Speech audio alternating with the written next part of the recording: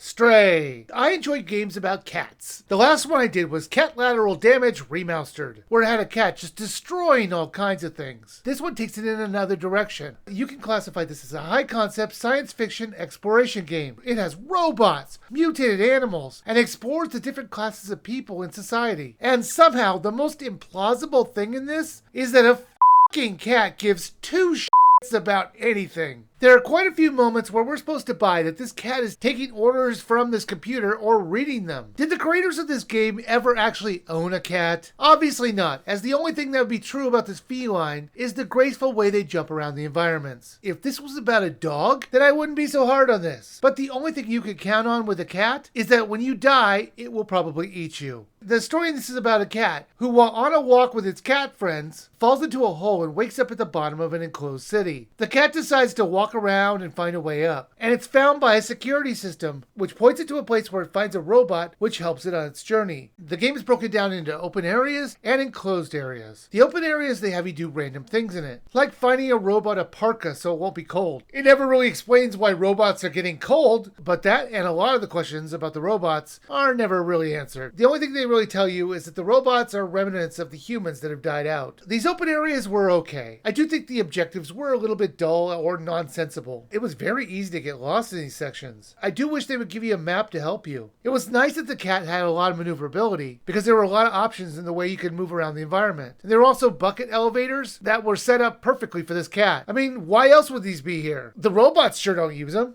They have you collect items which are digitized into the cat's strap-on PDA. When you talk to the robots, they have you select an item. But even if it's just one of parts of multiples, it'll break it down one by one. It should have just combined it so it wasn't so annoying to scroll through. In the linear areas, they have one way to get there, even if it looks like an open area. These often have you running away from mutated guinea pigs, or eventually killing them. I actually preferred these sections, as they were more about solving smaller platforming challenges, or puzzles. Now, the loading screens were a bit of an issue in these sections, as if you die, it's about 20 seconds to reload, and it would have been better if you could just do a quick restart, because some of the times the puzzles are not very clear, and it's trial and error, and having to wait on loading screens was annoying. Most of this game looked awful. It's not the Switch's fault, it's just the way it was drawn. The world is gross and broken down. So basically, it was just like one step below Detroit. The world wasn't fun to explore, and that's because there wasn't anything appealing to it. It does get better the longer you explore, but the first 4 hours or so are going to be very depressing to look at. This wasn't a very long game though. I beat it in about 6 hours or so, and I liked the ending. And the game was just long enough not to wear out its welcome. There is some replayability if you want to get all the memories. However, I don't think it's necessary. Stray was an okay game, but it was really ugly to look at most of the time. But it was more entertaining than it had any right to be. It did a good job of showing class differences between the lower levels and the upper ones. And does this not just by the attitudes, but by the visuals, as everything looks cleaner and more appealing the further you go in. Now, this is normally $24.99, and for a 6-hour game, I think you should wait for this to go on sale. There sure was a disconnect between the visuals and the enjoyment of exploration. I want to get more engaged with the world, but the more I saw the world, the quicker I wanted to get through it. If this looks like fun to you, I would say wait for it to go on sale.